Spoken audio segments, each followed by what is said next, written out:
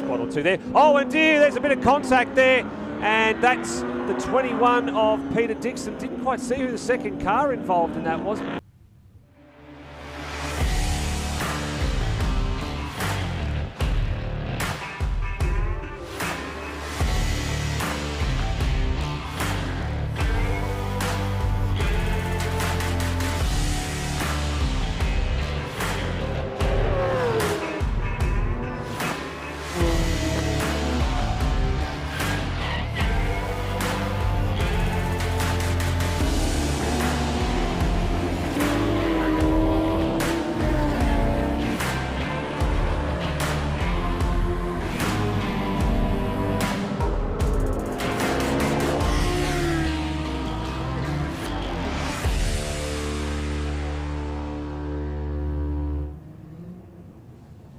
Welcome back, ladies and gentlemen. Thank you for staying with us here at round number 2 from the Calder Park Raceway for the Victorian State Circuit Racing Championships.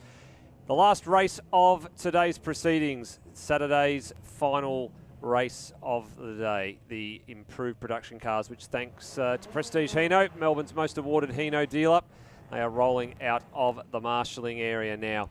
There are 20 cars. We have lost a couple already this weekend for various reasons or another. The big casualty, Danny Timewell, unfortunately losing an engine in Friday practice. That unfortunately might also render him out of the upcoming Bathurst 6-hour support races in a couple of weeks' time across the Easter weekend at the mountain. So not ideal preparation for your approach to Bathurst, but a few drivers like to use the rounds prior to that event just to shake down the cars and get any of the bugs out of them. And one of those drivers who is heading to the mountain is that one there. The man who will be starting on pole position for this one is Ian McLennan in a newly liveried Pro Cut Tree Services Monaro from the surprise packet, Royce Lyon, the BMW next door to him in position number 2. Then comes Brett Lehman's Commodore and Peter Dixon's Monaro. Then you got Matt Logan in the VE Commodore, Brad Wyatt in a Holden as well. Larry Merrifield in the Honda Civic. He's the highest placed of the under 2 litre cars in 7th. Brett Harris in 8th. John Perkins in the RX-7 in 9th. And Bruce Henley right next door to him in the RX-8 in 10th place. The rest of the field's rounded out by Chris Bodal, Andrew Tickner, Richard Opie, Rohit Saini, Andre Noy in the Falcon, Peter McLean in the BRZ. Then you have Bryson Lloyd in the little Toyota Celica, and then the 3XLs of Dallas Harvey, Peter Fleming and Jason Orchard. Steve DeVries and Tom Reed are going to take you through this one. Tom, it's not often that improved production is sort of the last race on the schedule for anything. I can't actually remember a time where they were the last race on the schedule.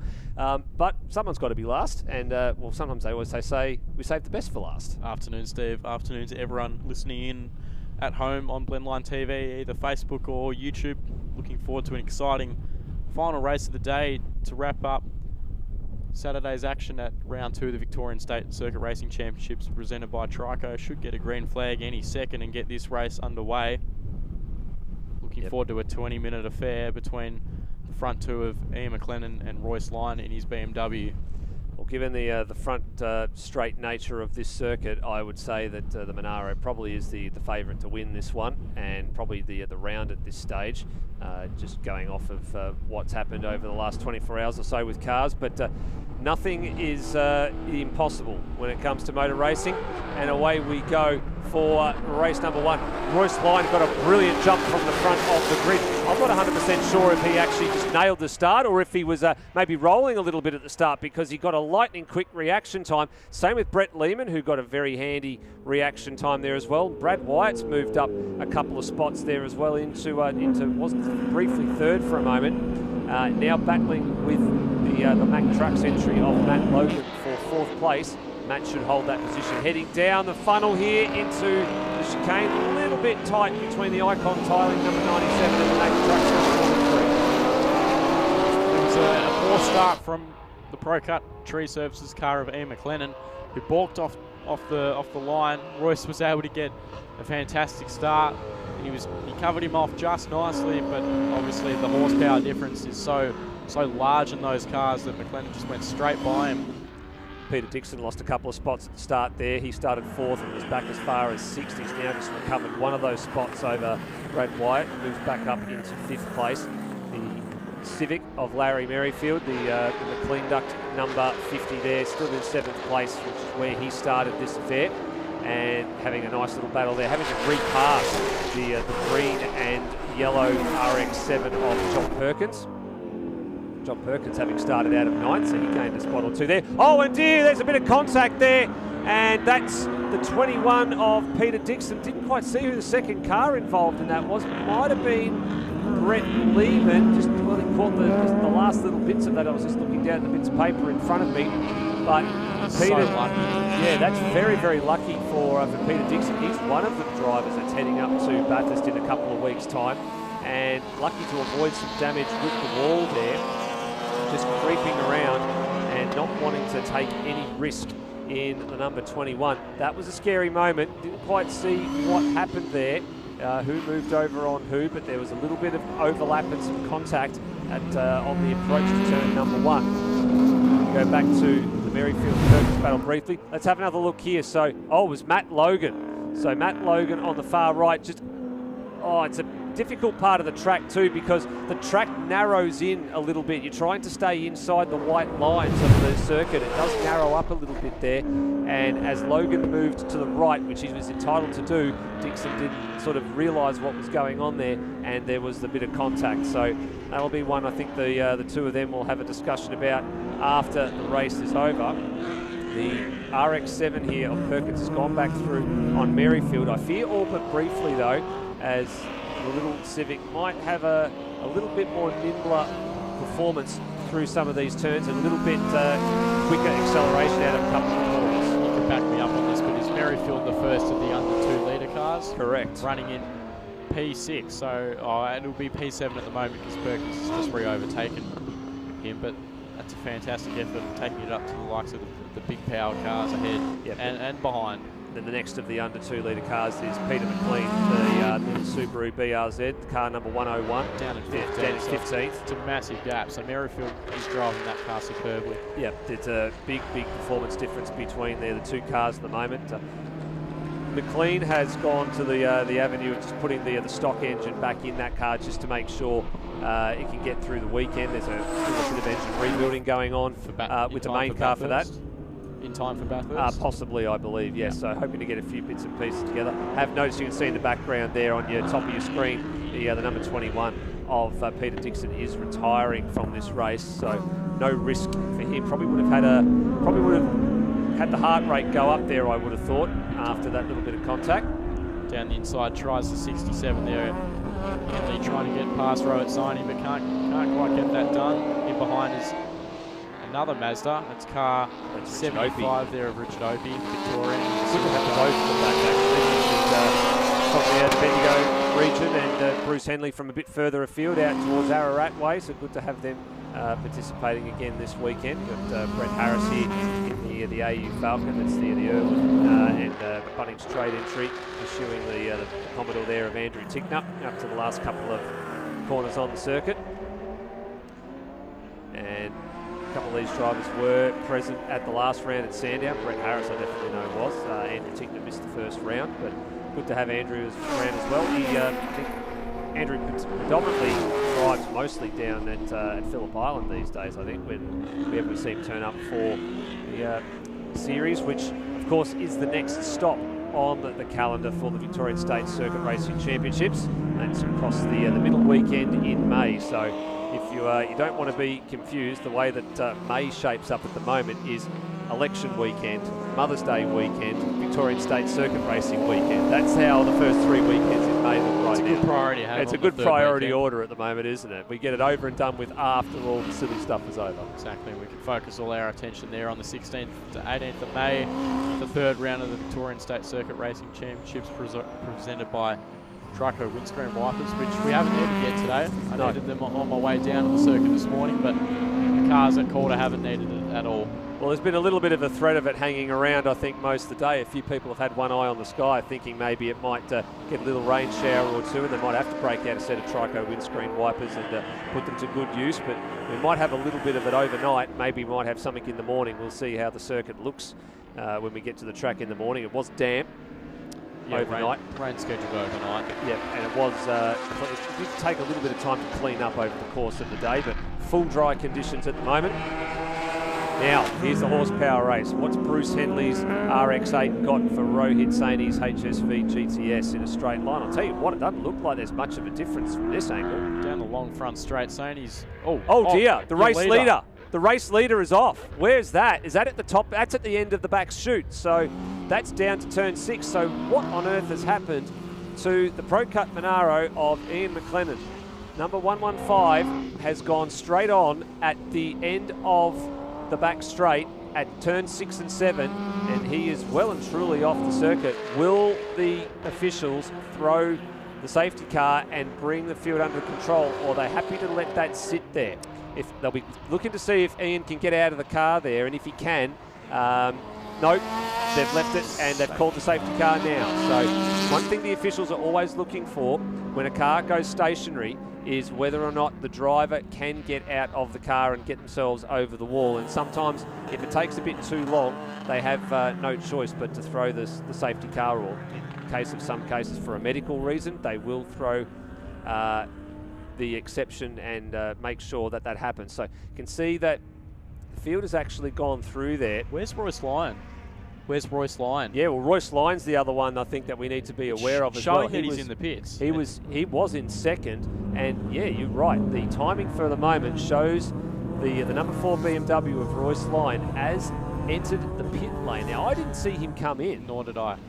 But we will get a read on where everybody's at the moment. If that is true, and I would say it is true that he is not out of the circuit, Brett Lehman leads this race from Matt Logan, followed by Brad Wyatt. I didn't think I'd be saying those three names in that order at the beginning of this race. Just going past our commentary box was the 97 car. Yep, that is the Lehman machine. So it's the first two cars going past. As you can see, they're going to pick up behind the Racer Industries safety car down the front straight with about 8 minutes to go. So hopefully this Pro Cut Tree Services car can be towed off rather quickly. Importantly, it's not too far from the pit entrance. No. So with a bit of luck, it should only be a short safety car, but they will want to get the field under control before they get the recovery vehicle out there. They have got a recovery vehicle on the way there, from what we understand now. It should only be a brief safety car period of 1 or 2 laps, and then we can get some more racing action between the 97 and 43 later on in this race. Well, we certainly will. And they'll now pick up the field. Now, there's also already some lapped cars in there as well. So you can see Dallas Harvey's XL is the third car in the queue, but that's not his position in the race. So he's between Brad Wyatt in third and Matt Logan in second. Will he have to give that spot up, or not immediately, but I don't think it'll be too long before, as a matter of time, when down the front straight, he'll be passed at the restart anyway. The only problem I see with that is the power between the two cars is so different that anyone behind will be held up, and it'll just allow the front two to go away. Potentially, but also the other thing that I guess that we had an influx of Hyundai XLs coming into the improved production ranks over the last couple of seasons, and they've learnt over time just how big that power difference is. So they understand what the driving standards are when it comes to safety cars and the restart procedures, so they'll know what to do. Yep. So just waiting on the recovery of the 115. There'll be some question marks over what happened to the top two in this one after this is over. Big thank you to all our officials. They've had a long day. It is a little bit cooler today, but doesn't excuse the preparedness that they need to go through. They need to have plenty of water and things on hand, and prepare for all conditions is what they tell the officials. So I think this one at the moment is going to be the last lap under safety car. Doesn't look like there's any visible signs of damage to Ian McLennan's machine there, so I would say there's been a loss of power, or if it's an overheating issue, then they would have shut the car off and just gone into that area, but doesn't look like there's any visible damage to it, so hopefully he'll be able to get that back out and running for not only the races tomorrow, but also for Bathurst in a couple of weeks. So that's an important thing that is coming up for improved production. 50+ cars for the Autosport Bathurst Cup on the mountain. We'll leave that up to you to chase that story in the pits later on, Steve. I will be chasing that one up. And another bit of important news for improved production was the Improved Production Nationals coming up later this year at Phillip Island at Island Magic has topped 100 expressions of interest. So phenomenal effort by everybody that wants to attend that. And I think there's still a few opportunities to maybe get some late entries in and some payments in. So if you haven't, you've not got much time to get your expressions of interest in for the Improved Production Nationals at Phillip Island coming up at the end of November. We are ending the safety car period and we are back to green flag racing here. Brett Lehman and Matt Logan have bolted and leaving Brad Wyatt to have negotiated Dallas Harvey, which he's done. A couple of the other cars are going to have to do the same. The next one on the scene there is the Honda Civic of Larry Merrifield. Here goes Logan down the inside at turn number 1. Easy pass at the end of the day, job done. Little bit of, I should say easy. He lit it up on the exit there, and he has made it a little bit more difficult for himself coming out of turn 1 than he otherwise would have wanted to. So touching back on the Improved Production Nationals, will that be split into a heat format? It's going to go through, yes, some heat formats. Looking like at this stage, there'll be separate grids for overs and unders as well. There's been a good unders representation coming through.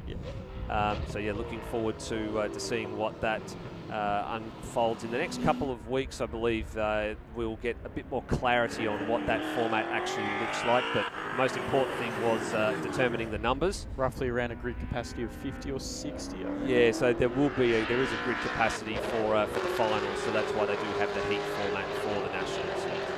So Matt's had a poor exit here out of turn number 10, and there's now a drag race down the front straight between the 97 of Brett Lehman and the 43 of Matt Logan. Neither of them will have probably been in this position before, leading an Improved Production race. Matt's been around the category for some period of time, and Brett's only fairly recent to Improved Production, so he'll be looking ahead here thinking, well, I've done this in Vic V8s a few times before. What is it like in Improved Production? He now knows what it's like to be at the sharp end of one of these races. White hasn't given up hope here of maybe grabbing an extra spot or two when all this settles down. Merrifield is an excellent 4th after all of this has happened. There's the under 2 leader Honda Civic there going through the shot. Brett Harris up to 5th. John Perkins in 6th. Andrew Tick in 7th. Bruce Henley in 8th.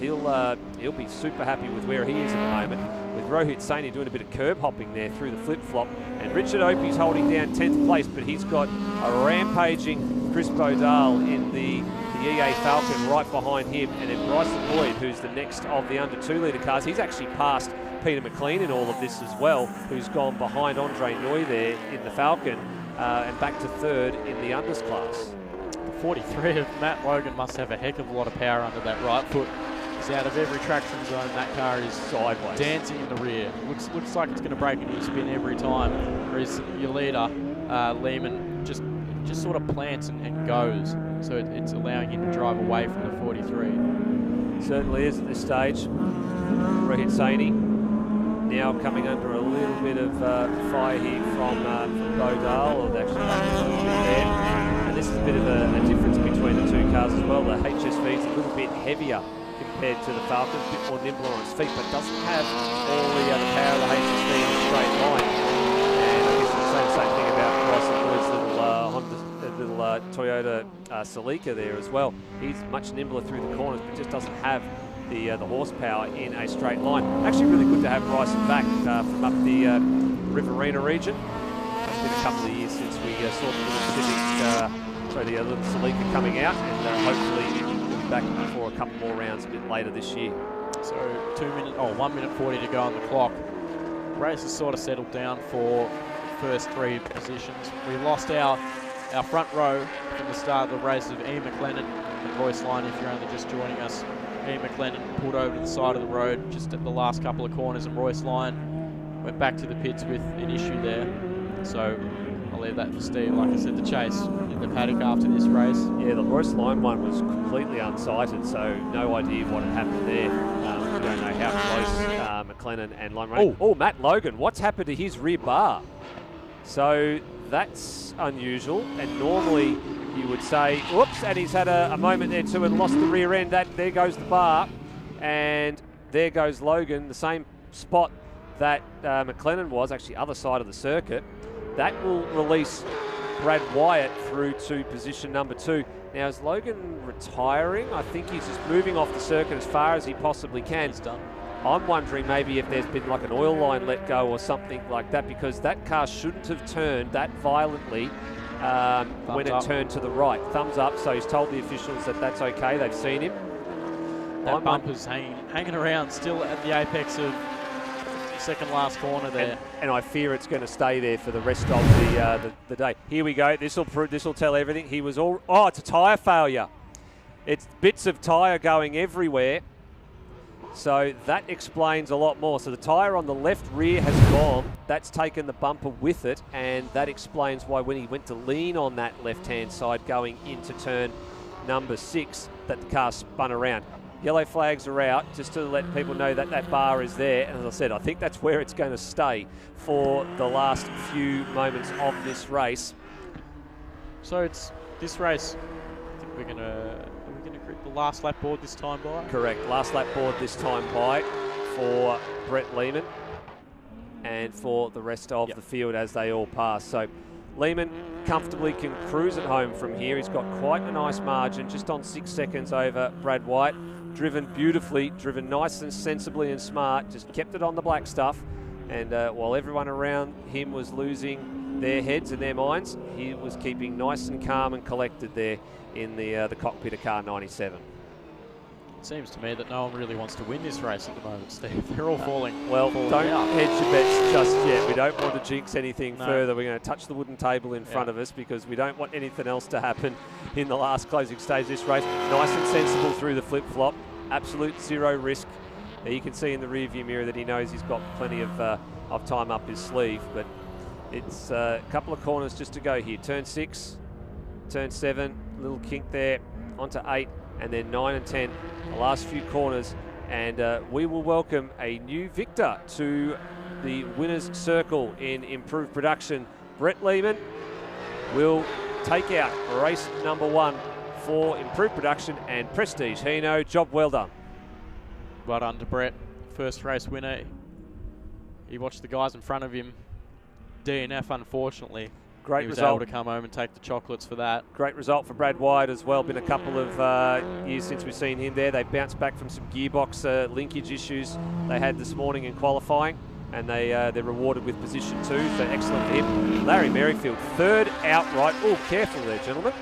Larry Merrifield, third outright in the Honda Civic, first home in unders, and we were watching Andre Noy and Peter McLean getting a little bit too close to Matt Logan's errant rear bumper as they fight and squabble over 12th and 13th. Now, who gets it here? I think it might have just gone the way of the Falcon of Andre Noy, and it has. Bryson Lloyd, after all of that, managed to sneak into the top 10 in the Toyota Celica. Job well done for him. Chris Bodale, good result for him as well, a 9th place finish. But thanks to Prestige Hino, here comes the improved production field out of pit lane here at the Trico Windscreen Wipers second round of the Victorian State Circuit Racing Championships. My name's Steve DeVries, and next door to me is the club president of improved production here in Victoria, Dave Cox. Dave, you've been down to Trico Alley. You've picked up yourself a whole bunch of things to use on the go-kart. What have they got down there that you can use that's not related to the windscreens? Well, that's really good, Steve. We last time we were at Calder here, Trico were down there in their alley and they had some products, and we thought, hey, let's give some of this a go on the go-kart and see how it goes. So we've been doing the Oakley Club Championship, we've been doing the Golden Power Series, and we've been using some of the 303 products, the graphic nano spray coating. It comes up an absolute treat, Steve. This product is really good, and if you want to get on your car or on your go-kart or even your motorbike, all their gear is really, really good. So they've also got windscreen additive and all sorts of gear. So really get down there and support them. Also down there, Steve, you've got the Karting Madness, which Absolutely. is a really good start. If kids and their parents are here racing and their kids want to get into karting, it's a really good place to start.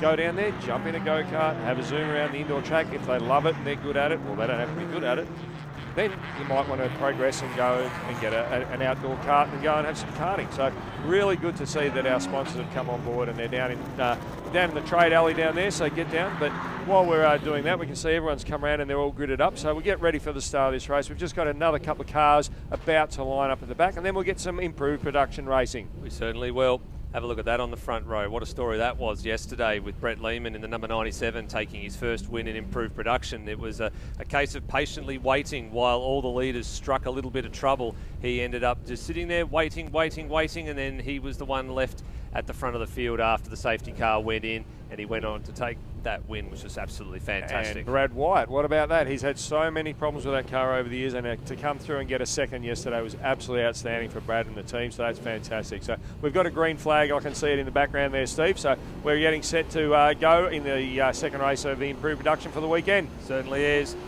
Melbourne's most awarded Hino dealer is Prestige Hino, and they're emblazoned across the windscreens of these cars that are now heading down the front chute towards turn number 1. It was a beautiful conversion from the Douglas Parade Motors number 48, Brad White. He got the best launch of pretty much the top 3 or 4 rows, and he's going to lead this one down into turn number 1 ahead of Brett Lehman. Then you've got the number 57 there, John Perkins in the RX-8. He's had a decent start. Andrew Tickner in the number 140. He started out at position 6, and he's gained 2 spots in all the of old VH Commodore. It's great to see. And Matt Logan's made a ripper start from near the back of the field as well. He's come through, just going through with Richard Opie. Lots of racing moves in there as they keep going. Royce Lyon, another one who started off the rear of the grid after some mechanical dramas yesterday. He's now going to get the RX-8 of Richard Opie into the flip-flop. Certainly did. Had some fuel delivery problems yesterday, and take for that what it might be. Well, that'll be an interesting one to think about, I guess, from this, because they would have done a whole bunch of soul searching overnight trying to work out what on earth was causing that fuel delivery, or the other way of thinking about it is fuel starvation problems. Maybe they didn't put any fuel in it, Steve. There was plenty of fuel in that when I was down there looking at it after the race yesterday. They just weren't 100% sure if the pump itself was actually putting enough pressure and putting it up to when it got out of the swell pot that there was actually anything left to take in. So we'll wait and see if the BMW E30 of Royce Lyon actually is able to do more than a lap after all of this. But himself and Matt Logan, they both started off the rear. They have flown through the field. It looks like Harris has got a little bit too deep in brakes there, and he's going to run it really wide, but we managed to get through without too many dramas there. It looks like Matt Logan's got a bit of a guard. Might have a bumper bar hanging there a little bit, but other than that, looks like everything's under control. Yeah, now those eagle-eyed observers would have realised that Matt Logan's rear bar did come off that car yesterday when the tyre let go on that left rear corner, so it was a bit unexpected. Still doesn't know where on earth the tyre got some damage. So it actually, came off the carcass and then ended up pitching him around at turn number 6, but could have been a really old tyre. We're just not 100% sure yet, but he lost the rear bar at this exact part of the course here, and then pulled off the road and ended up in retirement. So he wasn't the only one that had some trouble. I mentioned Royce Lyon had some issues. Peter Dixon had a little bit of a collision yesterday, so he's starting to make his way through the field as well. And the one car that hasn't started this is Ian McLennan. So he had what he perceived to be an oil pressure problem, but there was no oil coming out of the car or visible under the engine bay, but with Bathurst only a couple of weeks away, decided that not worth risking it, put the car on the trailer and take it home. That's right, they did discover a couple of broken bits and pieces in that engine, so they'll have their work cut out for them to get it ready for Bathurst. As it's only 16 days away, they've got a fair bit of work to do. The other Monaro in the field that's still with us is Peter Dixon. He's now up behind Andrew Tickner. He's now just gone past the first line. So they're slowly starting to make their way past the VH. Probably not. This is probably not the opportunity to do it. It'll be a good run out of here, and then down to number 6. Dixon a little bit slow through the flip-flop. The heavier car just losing some ground to the VH. That takes away any passing opportunity down here at turn number 6. But to tell you what, that red BMW of Royce Lyon really sticking to the back of the Dixon Monaro like glue.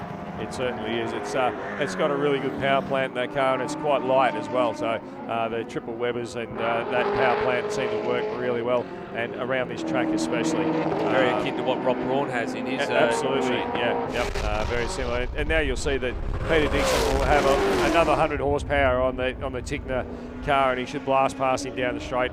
It'll be very interesting to see, yes, and also the BMW's just got a little bit more straight line as well as they head down to turn 1. Just behind these guys as well is your current under 2 litre class leader. That's the Clean Duct Civic there of Larry Merrifield in the grey machine there. He is currently in 8th place, so he actually finished 3rd outright on the road with all of that chaos that happened yesterday, which is almost unheard of here in Victoria. I can't remember the last time it was an under 2 litre car finishing in the top 3. I think we would have had to go back to probably Jordan Cox all the way back in about 2018 at Winton. I think was probably the last time it happened. I think you're probably right, Steve, back in the day.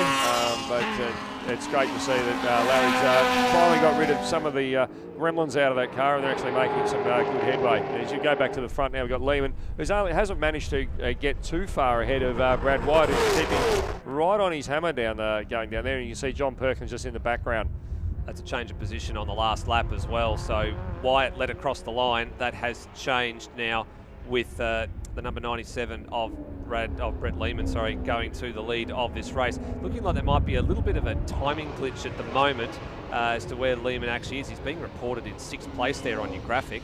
Yellow flag now out as well. So there's a car that's on the inside. That's Peter McLean. No. That's had a moment out of the flip-flop. And it's hard to tell whether he's actually clouted the wall there. Yes, he has. He's made some contact with the wall. The wall is a little bit faded and has had a bit of paint taken off it over the years. And we've gone safety car now here. That's a shame for the Wandon Engineering number 101, the Subaru BRZ, to see it arse end into the fence. Yeah, it's very disappointing because I think Pete's another one that's got 16 days to have that car now turned around and ready to go to the mountain. So might be all hands on deck, I think, out of Wandon Engineering, and to get that one back looking pristine as it always does. Yeah, beautifully presented car for the ex-Steve Zorkas BRZ before, of course, he bought the Jordan Cox Civic that we have mentioned a few minutes ago. And Pete's driven that well. He's a club champion as of last year as well, so he's the defending under 2 litre club champion.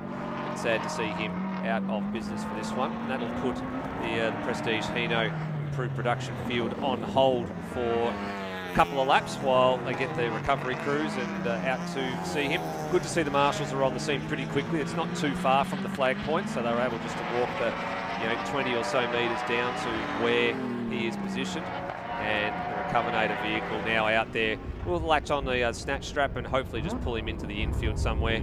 Or it's actually the pit entrance is probably not too far away. I think in the background when we had the last shot, I think I could see that Pete was actually out of the car, so that's always a good sign. Yep, that's the important thing that all the officials are always looking for is can you get out of the car under your own steam, or if you can't, can you at least wave to them, just tell them you're okay. Yeah, absolutely. And, we need to thank the marshals and all the flaggies and everyone who's out on the track this weekend and every weekend we go racing, because obviously without them, Steve, we have no racing. No, we certainly not. Don't have it at all. And we have plenty of volunteers as well in all forms. Doesn't matter whether you're a fiery, a flaggy, or what have you. They're all volunteers. Let's have a look at the replay. Watch the back gear shot here. There it is. He just got a little bit loose off the turn. Oh, that's quite a substantial amount of contact, and it came to stop pretty quickly. So I would say he's got the left-hand side of that flip-flop curb, and that's upset the car when he's turned the car back to the left, just probably overcorrected slightly, and the back end of the car's come around. It's a bit of a nasty curb now. Over the years gone past, it was quite a lesser profiled curb. It was very, very easy to go through there flat. One of the safety improvements they had to do here in the last couple of years was to make that first part of the curb a little bit more pronounced, a bit more squared off, to try and slow some of these faster cars down going through the back chute, but doesn't stop you from trying to take it at a faster pace going through there, but it has consequences, and there's evidence of it. And if your car is quite heavily sprung, you're going to upset the car, and it looks like that might possibly happen. It's a little bit hard to tell because you're so far away, but it did look like you got a little bit upset with hitting the curb too hard and maybe just spat him into the fence, which is really unfortunate for Pete. He's a great bloke, and we hope that the damage isn't too bad and he can turn it around and get it up the mountain in a few days' time. Yeah, one of his favourite sayings is, he's happy as a dog with several appendages. I don't think he's going to be happy as that dog right now. No, I don't think so. No, definitely not after that. He'll be walking back with his tail between his legs, I think, after that one. Exactly. So it's we've still got around about 11 minutes to go in this one, so we've still got a fair bit of time. It's they look like they're just starting to get that car organised to get it up on the tilt tray. So let's hope we only lose another couple of laps. As you can see that Lehman's in first following the safety car there. Then we got Brad White and Matt Logan. Matt Logan has made it from the rear of the field all the way to third. Then we've got John Perkins and then followed by Peter Dixon. So they've managed to come from the back of the field and get through rather quickly. And once we get going, it should be a pretty good tussle up the front. Yeah, I would imagine so. It'll be interesting to see how Matt Logan goes, if he can grab, maybe potentially jump up into the top spot here against Brad White and Brent Lehman. Now that he's made his way through the field, this has sort of been a little bit of a blessing for him, because remember the shot we saw probably 5 or 6 minutes ago, how much further up the field the lead 2 cars were from John Perkins. Yes. You know, it was quite a substantial margin, so that really has, you know, been a bit of a blessing for Matt Logan. Cooled the tyres down a little bit, and everyone will have cooled their jets a bit as well, so it'll make it rather interesting. We'll probably end up with, I don't know, maybe 4 or 5 laps still to go. But it'll just really depend on, they've got Peter McLean's car on the back of the tilt tray. We can see that in the background there. So with a bit of luck, they'll be able to move that along rather quickly, and we can get back to some racing.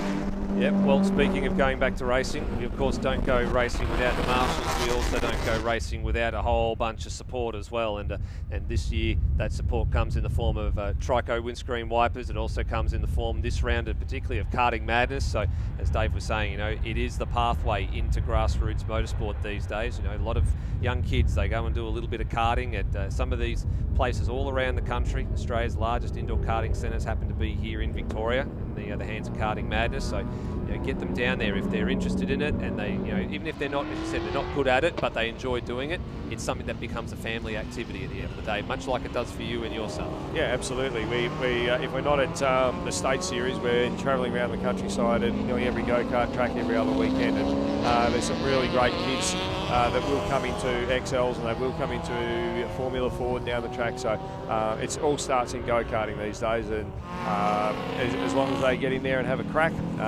they don't have to win everything. Then that gives them some skills, and not only for go car racing, but also gives them some skills for later in life when they get out on the road, which is really quite important.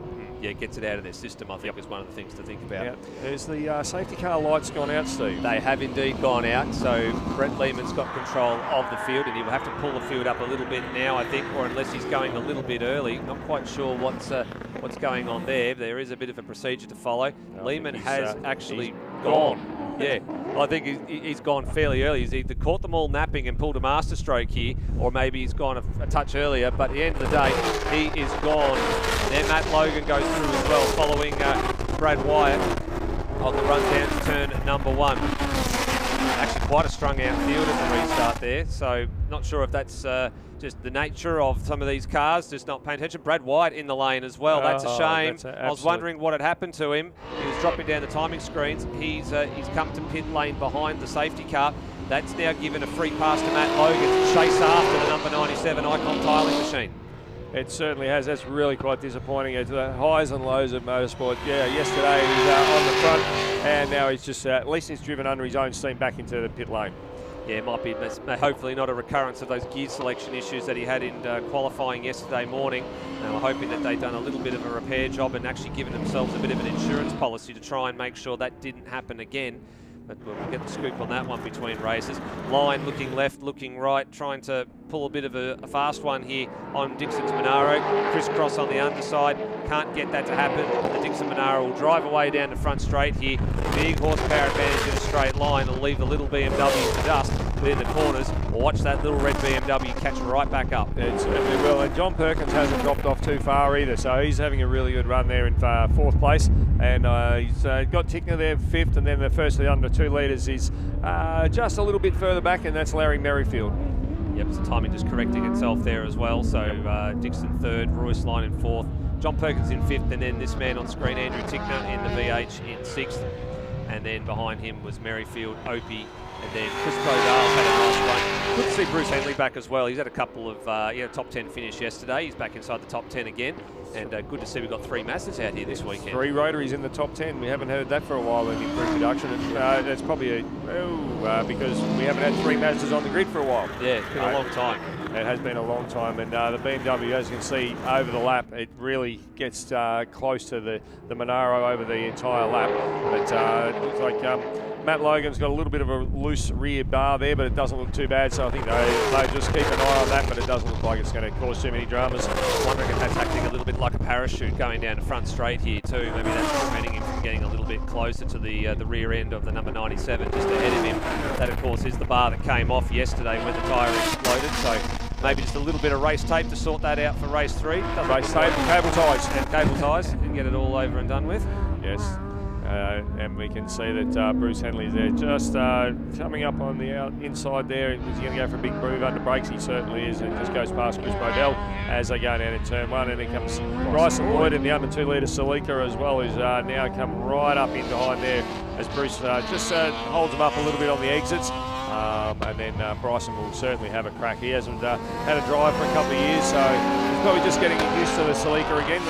Probably hasn't driven here ever, I would suggest. Yeah, 2022 was the last time we saw Bryson Lloyd in the Trico Victorian State Circuit Racing Championships, and I'm even trying to remember what round it was in 2022. I think it might have been Lucy. Was probably the last time we saw it. It was not Sandown. And he's another one whose son's been in go-karting for a while as well, who's just stepped out of it at the moment, doing a bit of autocross. But Taz has also been in karting, along with my son Daniel, Steve Zorkis' son Jack, Jamie Augustine's daughter also. They're all in karting at the moment, so watch out in a few years because they'll all be here. I was about to say, is a social trip in the middle of the year to Karting Madness in order for improved production. Then it's going to be the fathers versus the sons kids and daughters, yeah, I think so. And I reckon we'll all get our backsides handed to us. We probably are going to at this rate. Larry Merrifield's now caught up a bit closer to the back of Andrew Ticknam. So he's had a few gremlins in this car over the last couple of seasons, but drove it to a very strong, as we said, 3rd place outright yesterday. And here's a replay on the broadcast here, and side-by-side action going through the last couple of turns. That's all very well, nicely done and given there. Yes, it certainly was, and as you can see, it's coming up the back straight, and must have been a little mistake. He crossover, and the BMW's managed to get his way up the inside of Mr. Dixon coming on the straight, but I can just about guarantee you the position will change halfway down the straight. Top two across the line, side by side as well. Logan got a much better run against the Brett Lehman machine coming down the front straight, and Logan surges to the lead of this race with about a minute and a half left on the clock, so timing might be of the essence here for Matt Logan. He maybe has timed this run quite nicely, but also they're coming through the lap traffic as well, so that might be playing a factor in what's happened in the last few seconds. And just in the background there, you can see the BMW range right up on the inside there of, and he's made the move. The BMW's got past Dixon in turn 2. Yep, he's held onto it as well, and this will be hopefully where he starts to make that move stick in these tight little twisty sections where he can pull away and get some margin. Maybe the tyres, the rear tyres on the Monaro just starting to go away. It is a much heavier car, even heavier than these two Commodores that are out in front. So it does tend to overuse its tyres quite nastily when you overheat them. And the BMW, another couple of laps, and he's going to be right on these guys. They've got 38 seconds, so he's going to have to make a really good run on this lap, because you can actually see he's only a couple of seconds now behind Lehman as they head down into turn 1. Well, let's have a look at the lap time as they come across as well. So 1 minute 6.7 for Roy Sline versus a 7 flat and an 8.4 for Logan and Lehman respectively. So he's definitely throwing the kitchen sink at this one, Roy Sline. Now he's got away from Peter Dixon. How much ground can he gain over these two Commodores?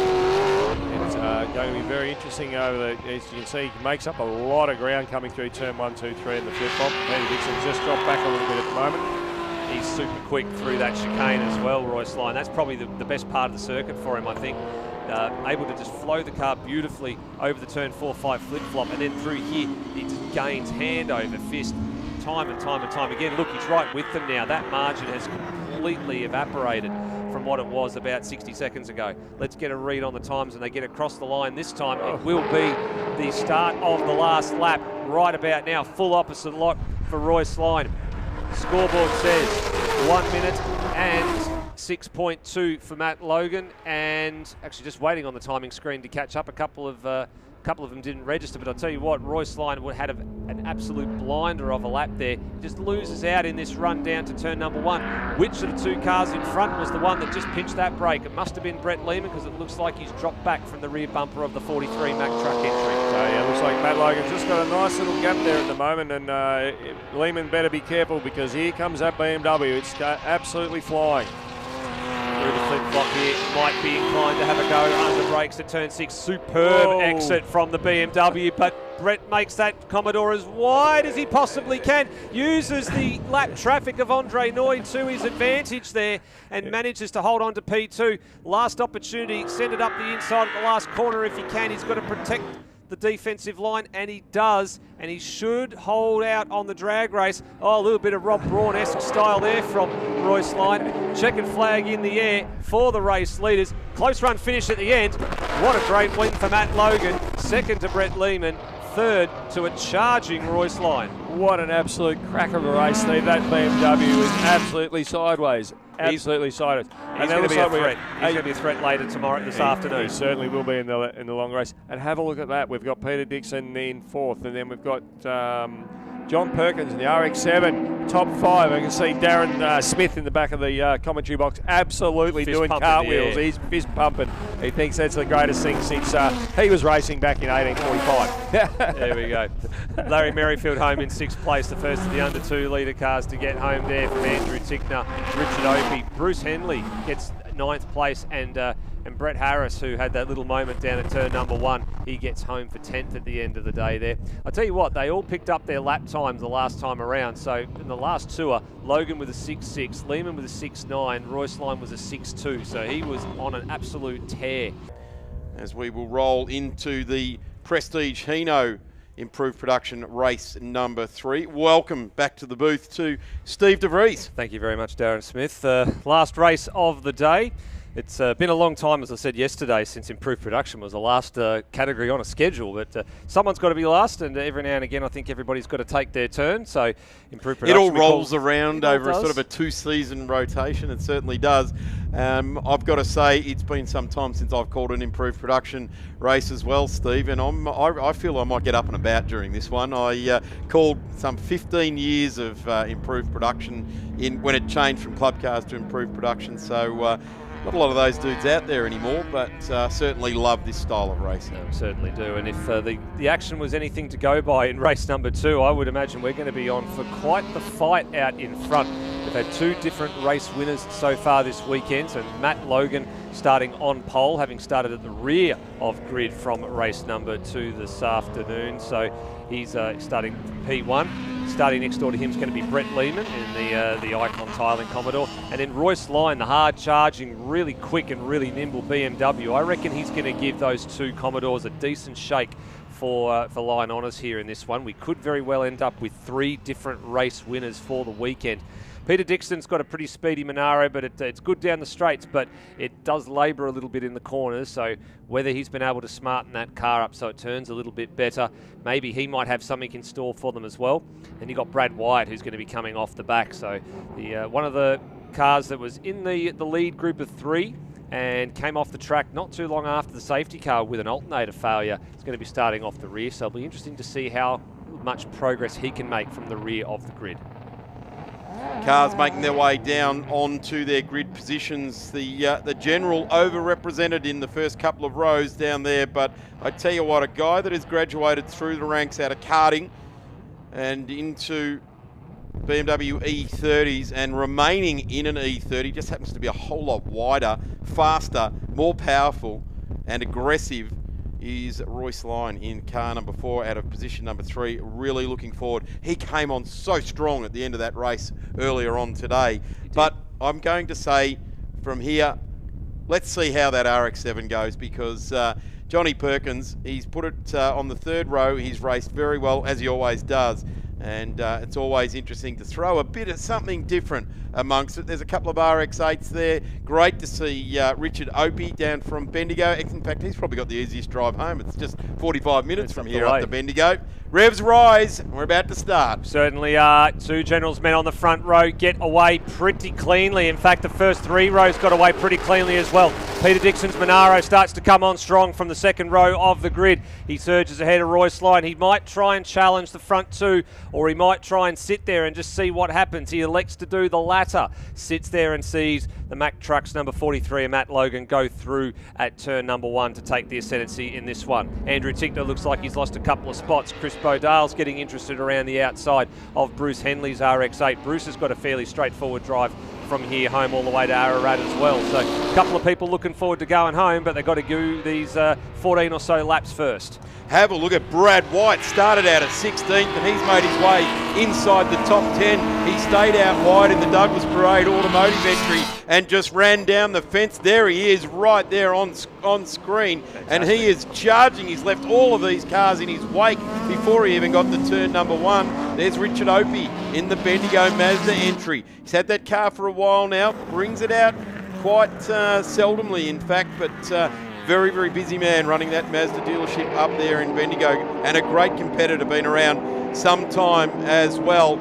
But wow, what a start there by Brad White in the 48 out of 16th. Where does he land? Sixth place, 10 positions gained. That's a huge start for Brad White. So the next car for him, I think, is going to be Larry Merrifield, unless he's been able to pass him already. Looks like he's got that done. He's also got past Brett Harris in the AU Falcon. And now he comes up to the back of the veteran Johnny Perkins in the green and gold RX-7. To tell you what, we've seen a few of the green RX-7s from the Kyneton Bendigo region. The Varecas come to mind straight away. Brad, who ran in XLs, and other family members. Con, that ran in RX2s. They ran Thunderdomes as well.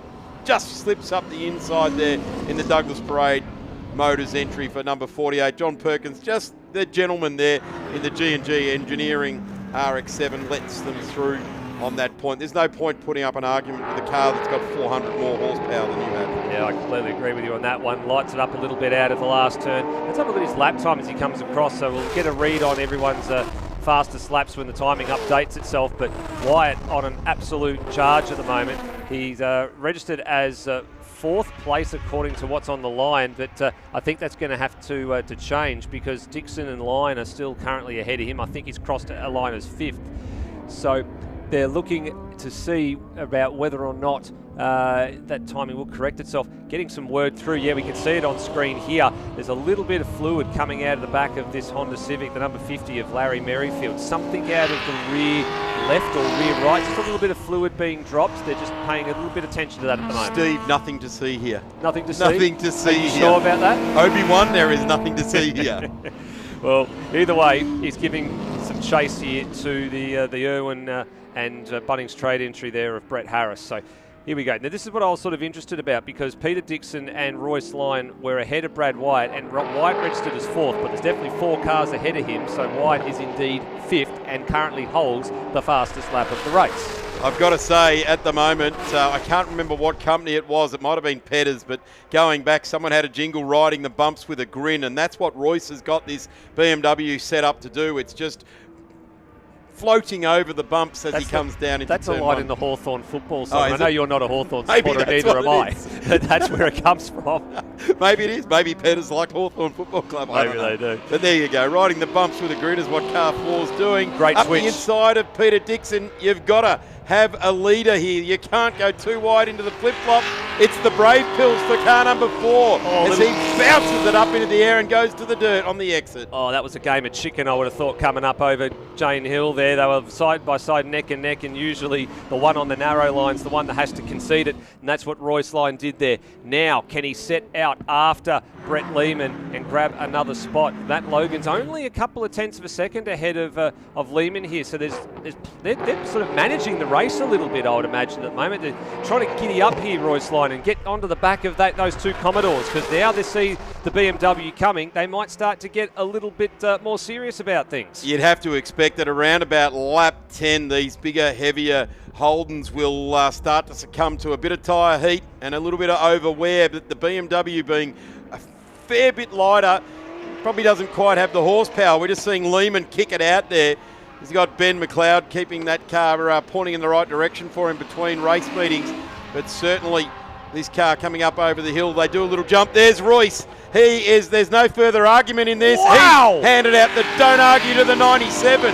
Well done, Royce. Just absolutely shoved it in there. I don't reckon they saw him coming. No, they were too busy fighting and arguing amongst themselves, and they were slow up the hill, and then the BMW just arrived on the scene at a vast rate. And not someone smoking in the back there as well. I think it's the 48 of Brad Wyatt that may have either let something go there. There was a lot of smoke in the back of the shot just a few seconds ago.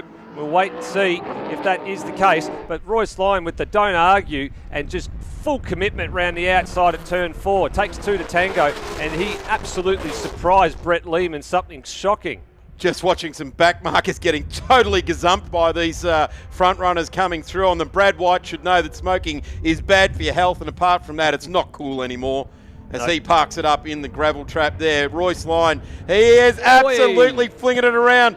Lehman has gone, righto, I see you, I've got your measure now, I'll just drive through here. I've got a little bit more under the front of my car. Royce goes for it again. You're not going to get away with that twice, as the 97 cranks it almost sideways. Power down over the top of Jane Hill, and the number 4 has all the work to do again. Still plenty of time, just under 11 minutes to go. I tell you what, if you're Rob Braun sitting at home watching this, you want to get that car out of yours at the next lap, at the next possible opportunity, and come out and have a race. Matt Logan has to shortcut the turn at turn 6 and 7. I think he went a little bit too deep. Royce Lyon now right onto the rear bumper of him. Not sure what happened there. Were there some yellow flags out potentially for the stricken number 48 at turn number 6? Did a couple of the drivers just get a little bit upset by what they didn't see? There's a deteriorating surface flag out, or otherwise known as the oil flag. So yeah, they were going to be contending with that all race long.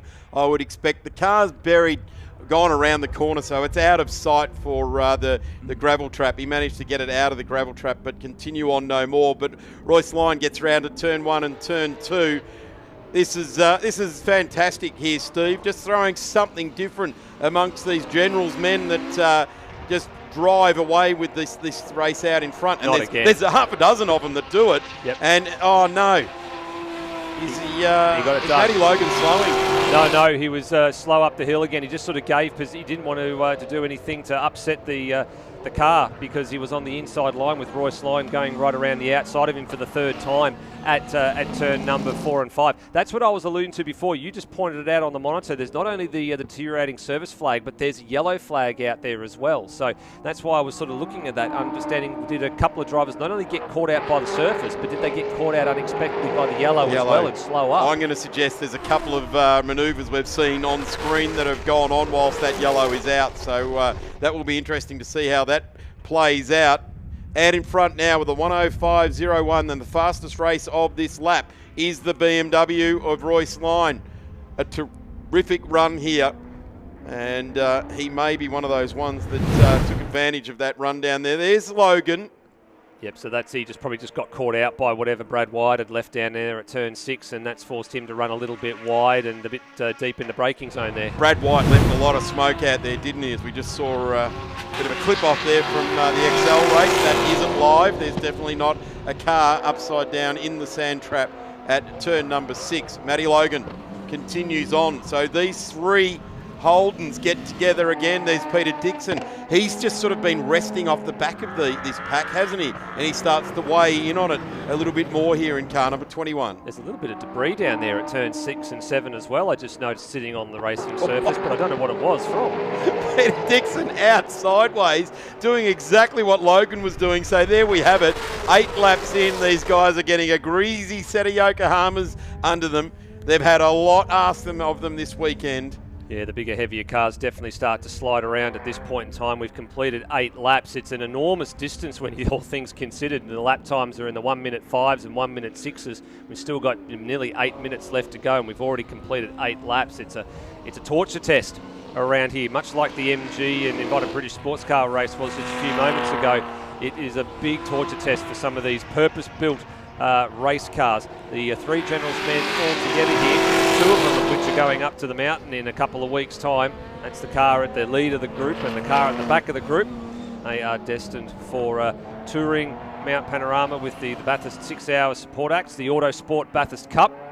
It's great to have Autosport on board as a sponsor for improved production here in Victoria this year as well. Great to see them spreading their wings on the national stage as well. Big 50-plus car grid heading up to the mountain in 3 weeks' time at Easter. Also a big shout out to Pro Cut Tree Services and Kerrison Mechanical and Design, who are putting some sponsors stickers on the cars this year. And of course Prestige Hino, Melbourne's most awarded Hino dealer. Great to have Prestige Hino as part of the improved production, and indeed across the Victorian grassroots racing scene. They stand tall in their industry, as does the Victorian State Circuit Racing Championships, and improved production. Tall in stature, honest to goodness people that just want to get on with life. And across the top of the hill we go again, and it's like the jumping jacks as they come across the top of the hill. Let's have a look with 6.5 minutes left to go how the race is unfolding. Royce Lyon leads. He got the lead about 2.5 laps to go in his BMW. He's cleared out 4.5 seconds up the road from Matt Logan. I could just see, he was looking at the Larry Merrifield car just there. It looks like there's something, it just looks coming out of the outside of the where the petrol filler cap is. Maybe it's a bit of overflow or something that's coming out of there. Just as it turns as a car turns right, that's all it does. Obi-Wan, I told you before, there's nothing to see here. Well, I've got better eyes than you then, clearly. Yeah, I've got new glasses on and I still can't see. You still can't see. I'm just trying to give you a little bit of don't look here. Don't look here. No, so Merrifield still hasn't been able to get past Brad Harris, or Brett Harris, sorry. So he's doing a fine job here in the number 16, and he's running in 6th place, so fair amount of margin between him and John Perkins at the moment, who's having a lonely old race there in 5th place. I've got to say though, Perkins doing a 1:06.75 is only 1.4 seconds off these cars out in front, and that is only a 2.6 litre twin rotor.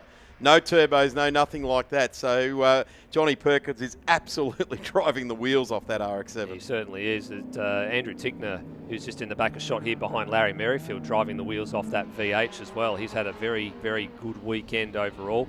He's been in the top 10 on both occasions so far. He's in the top 10 again. And likewise, Richard Obey, good solid weekend. The Milton Motorsport prepared RX-8. And then Bryson Lloyd. Good to see Bryson Lloyd's made his way into the top 10 as well. He's been away for 3 or so years and hasn't driven at Calder at all, and has now taken little Toyota Celica up into 10th place. That's a really good result there. Those Celicas were a weapon of choice for a long time of Osborne Motorsport, and when they were running in production cars at Bathurst and things like that. The 97, a little pinch up at the brakes there, and that's all you need for Brett Lehman, because that has given Matt Logan just that millimetre of breathing room that he needs at the moment. But I tell you what, there is no breathing room needed by that red BMW. He has skated away with this. What a fantastic run this weekend for Royce Lyon in the final race of the weekend. It's great to have the cameras rolling on this one. He's been 1.5 seconds quicker than these 3 drivers for the last several laps as well. He's got that margin out to 8 seconds, so it's growing quite quickly at a vast rate of knots as the laps get dragged on here. Brawny did it in a BMW at the end of a season, didn't he? Oh yeah, and are we looking at someone that could potentially head off these raging lions? Potentially, but remember we talked about this earlier. It's like the RX-7s that are going to be in the Nationals at the end of the year. You know, you've got the likes of Ben Schutz who can pilot that car. You've got Zach Hudson with the Phil Laird prepared one up in Queensland. Two very quick ones that against some of the other ones. And then again, as you're saying right here now, is Royce Lyon the next one of the the generation like Rob Braun before him that could really know how to wring the neck of that E30. He's a talented steerer, that young fella, and a welcome addition to the Prestige Hino improved production scene. Wow, this is a ding-dong battle, isn't it? I mean, they've got no race with each other. It's just about track position. The undercar is doing a terrific job there. P7 on the road. nothing to scoff at there, that's for sure. Yeah, and this is, again, the different ebbs and flows and the different car characteristics that improve production. You've got the under 2 litre cars, which are much, much quicker through the corners. The bigger, heavier cars that are a bit slower in the corners, but they're quicker on the straights. So Merrifield's got a little bit better drive out of some of these short, punchy corners where you've got to get the accelerator out. Watch the gap just sort of close up a little bit here.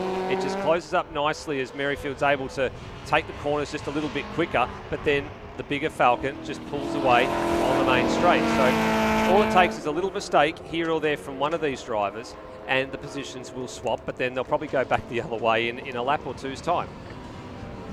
Into turn number 6 they go. They've got a little bit of lap traffic here, which is Jason Orchard in the XL. Good to still have a couple of the XLs in the race. Oh, Andrew Tickner. Looks like he's now managed to find Richard Opie for company, or Opie's actually managed to pull his socks up here and it's closed in on the back of the VH Commodore. And Richard flying the RX8 flag at the moment. The other car in the field, of course, is Bruce Henley, and he's currently sitting in 12th place on the running order. And Chris Bodale's got ahead of him quite early in proceedings and has been able to hold that position in the EA Falcon against the veteran Bruce. I don't know if he'll appreciate me calling him a veteran, but he's been around a while. Oh, he has been around a while. I remember at Benalla Gold in sports sedan racing with a yellow, mustard yellow RX3, and he had that thing absolutely lit up. I reckon about 7 degrees of negative camber on the front of it. It used to wobble around Winton, but he greeted the checkered flag first more than anyone back in the era I'm not even going to mention, but it's decades ago. Yeah, it was sometime well before my time, let's just put it that way. Through the flip-flop goes the VH and the RX8. We go back to the battle for position number 2. Now, these two drivers have dropped Peter Dixon, and they go into turn number 2 and turn number 3, and we're waiting to see some timing. It looks like that the Monaro of Peter Dixon has gone back to pit lane. Unsure why. As we said, he is one of the combatants that's heading up to Bathurst in a couple of weeks' time, but we're getting some word through that he is out of business with this one. Yeah, he's parked up just, I'm going to say the pit entry road. He's parked up there. Yeah, he hasn't actually made it to the timing line at all from what we see. He's just literally, as they go past the stricken 48, you'll see it just on the in the background, a shot right about now. There he is. So he hasn't even made it fully into pit lane. Logan ran the final corner, 23 seconds or so remaining, so penultimate lap commences for the race leaders. The gap now 11.7 seconds to Royce Lyon. He's dipped back into the 105 and a half that last time around. He is setting an absolutely cracking pace out in front, unlike anything we've seen for some time before. And it sits right now. He will be our third different race winner here this weekend for Prestige Hino. Well, we have now gone time certain and we're waiting for our race leader, Royce Lyon, in the line. Motorsport entry to come to the line here, and wow, this is a pretty precious moment in this young man's racing career. Hope he's managed to get past Andrew Tickner here as well, somewhere on the last lap. So good driving for Richard, but here we go. The VH has still got a little bit of mumbo under the poke of that 40-plus-year-old chassis, and gets back ahead of the RX-7. Look at the bonnet flapping there on the RX-8 there. One of the favourite shapes of Commodore for the old school people, the VH Commodore. We all fondly remember the Group C days of those cars racing, and we get a look at the replay. Here. There's where Tickner ran long. Yep, and that's where Opie managed to get him right around the outside. Nice bit of driving there, but all in vain, unfortunately, because the horsepower race was won down the front straight by the VH. Our race leader now on his final lap. The last lap board has been displayed. We're moments away from waving goodbye to round 2 of the Trico Victorian State Circuit Racing Championships. Race leaders just in the back, a shot here behind these two cars. There's that bit of debris I mentioned a little bit before. It looks like an inner guard or something that's just been sitting there. So I tell you what, all 4 guards and inner guards and every other piece of this car is still very much attached, and after some fuel trouble in Saturday's running and a sensational drive from the back of the grid, Royce Lyon's going to greet the checkered flag here. Salute for the Bavarian Motorworks. Yeehaw! Well done to Royce Lyon. That is a terrific result. And that team, tiny little father and son outfit, should be very, very proud of their achievements in such a short amount of time in improved production. Absolutely. Second place to Matt Logan. Third place to Brett Lehman. Those two have driven the wheels off their cars this weekend. I'd say Brett's going to be the round winner overall for IP, just purely because he finished all 3 races in the top 3 positions, and including that race win as well. A bit of mixed bag of results for some of the other drivers. It'll be a bit hard to try and work out the points overall. A little bit of tail happy sliding bits and pieces there for Brett Harris coming through the last couple of corners. He's having a little bit of fun in the closing stages here. Just ahead of him, you've had John Perkins go through to finish an excellent 4th in the RX-7. Brett Harris is going to come home for 5th. Larry Merrifield, the first of the under 2 litre cars, home in 6th outright. So 3 really solid results for the Merrifield's Honda Civic. And then Andrew Tickner and Richard Opie, the next ones to come across the line. That gets settled in favour of the VH Commodore of Andrew Tickner. And then Bryson Lloyd has moved up to 9th place as a result of Peter Dixon unfortunately dropping out of this one. And then you've got the 10th place Chris Bodale in the EA Falcon. Oh, here we go. Oh, I was about to say, maybe a little bit of, speaking of fuel, maybe run out of a little bit of fuel there for car 97. Just a bit stationary, couldn't quite make it over Jane Hill. Plenty of battery still on board, running the high beams, sitting there though, but certainly that draws to an end the Prestige Hino improved production race. Some great entertaining racing as always from the Prestige Hino improved production field. Lehman, well, stopped just on the verge of getting over the hill here, and he is parked up. Steve DeVries, a great weekend of racing from improved production. You've been on board also with Formula V and Excels. Certainly been a ripper. We're really enjoying the last couple of years coming back to Calder Park, aren't we? Yeah, 3rd year we've been here. This year a little bit different because it's in March instead of being in October, but doesn't take away what the challenges are around this circuit. It's been great having it back. Looking forward to having it again next year. Since being the first to make wipers over a century ago, Trico has protected drivers in all kinds of weather. Torrential downpours, gale force winds, wintry blasts, even when it's raining cats and dogs. Hey, who came up with that phrase anyway? Just imagine if it actually started... Alright. No matter what the conditions, Trico wipers maintain maximum windshield contact for safe, clear driving visibility, even in the harshest weather metaphors.